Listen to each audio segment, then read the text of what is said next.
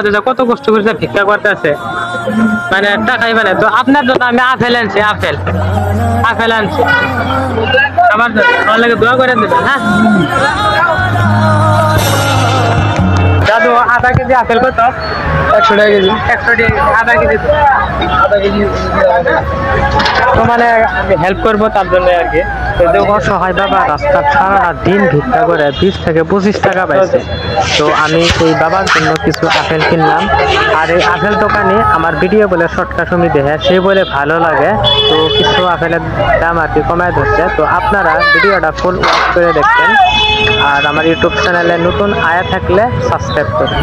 তো always হেল্পের video যাব, কোনো বাজে ভিডিও যাব না ইনশাআল্লাহ। দাদু আন্নে সারাদিনে কত পাইছেন? সারাটা দিনে কত পাইছেন?